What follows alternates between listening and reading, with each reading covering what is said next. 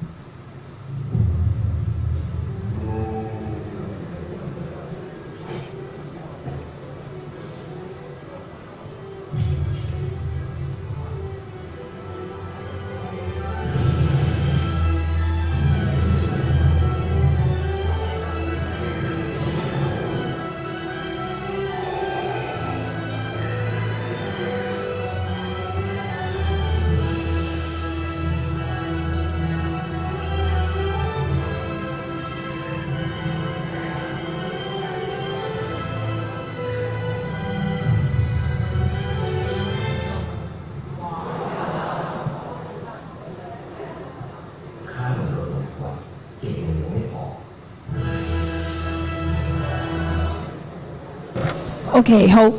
咁咧，大家睇完呢個短片嘅時候咧，其實嘅反應咧，同我第一次睇呢段短片嘅時候咧，都係一樣嘅。你會見到咧，呢個其實係一個理財廣告嚟嘅。咁我當然咧就唔係教大家理財啦。咁我咧就想同大家咧就分享下咧，其實人生咧最大嘅財富咧，大家覺得係咩咧？係最值得投資嘅巴菲特話咧，人生最重要嘅資產咧係我哋自己嚇。咁而我哋最值得投資嘅咧，咁就應該係知識，係咪？咁我哋見到頭先個短片入面咧，你會發現咧，財富會貶值。咁大家唔知有冇發現咧，其實我哋嘅知識都好似係會貶值嘅嚇。咁就好似咧，以前咧我讀書嘅時候，或者我出嚟工作嘅時候咧，會發現如果我要整一個短片啦，整一個網頁啦，又或者做一啲嘅電腦工作嘅時候呢，其實係非常之複雜嘅。咁我呢就可能要去報讀一啲嘅課程啦，甚至乎呢要學好多嘅技巧呢，我可能先會做到而家同學呢撳一個掣呢就可以做到嘅工作嘅嚇。咁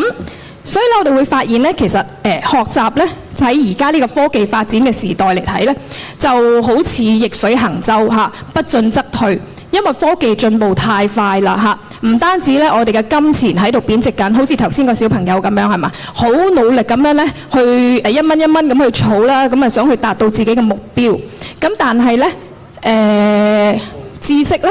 喺我哋嘅腦袋入面咧，如果我哋唔向前行咧，其實都係會貶值中嘅，因為科技喺度進步緊。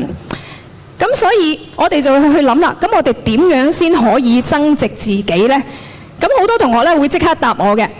我識得用豆包啦，我識得用好多嘅 AI 嘅工具啦，而且非常之便捷簡單，我一撳個掣咧，佢就會生成㗎啦。咁呢種係咪一個正確咁樣去增值自己，同埋正確咁樣去使用呢啲 AI 學習工具嘅方法呢？咁呢個問題咧係我覺得係值得大家同我去思考嘅，因為而家嘅呢啲嘅 AI 工具咧，除咗係直接生成或者我哋淨係要結果之外咧，我相信咧大家如果嘗試去將佢咧變成一個你學習嘅助手啦，又或者係你學習嘅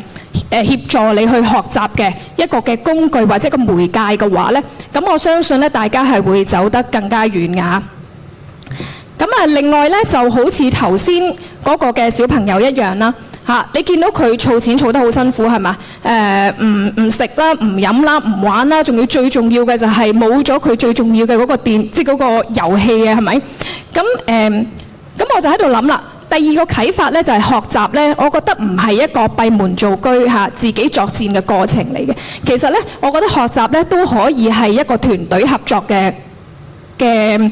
過程。就好似你諗下頭先嗰個小朋友，如果咧佢一開始訂立咗呢個買呢個望遠鏡嘅目標嘅時候咧，佢識得揾幾個志同道合嘅朋友一齊夾錢合資，係咪？咁佢係咪快啲就會可以咧買到個望遠鏡，然之後大家咧又可以共享嗰個咧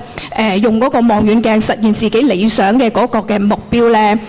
咁學習都一樣嘅喎，即係我哋喺我哋學習嘅過程入面，有冇諗過你自己一個埋頭苦幹嘅時候，定係我哋可以做一啲嘅學習小組啦，一齊去共享我哋嘅學習資源啦，咁我哋都可能咧靠我哋團隊嘅力量，同你身邊嘅朋友一齊咧，就可以走得更加遠啦。咁所以其實呢個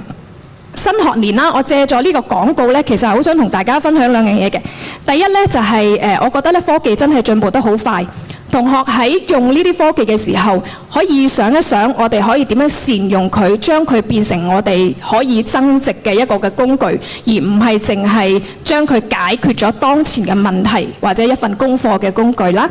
咁第二咧就係，亦都希望同學喺呢個新學期咧，去想一想望望你隔離左右嘅而家呢啲嘅好朋友啦。其實每個人都有自己嘅專長係嘛？如果咧我哋可以共享自己嘅才能，共享資源，組一啲嘅學習小組咧，我相信咧你哋嘅目標咧都一定會更快咁樣達到嘅。咁新嘅學期咧都希望大家咧可以訂立一個目標啦，好好揾下你嘅合作嘅好夥伴，無論係 AI 又好，或者你隔離左右嘅好朋友都好，咁咧一齊努力，一齊咧去達到自己嘅目標嘅。咁我分享呢度啦，多謝大家。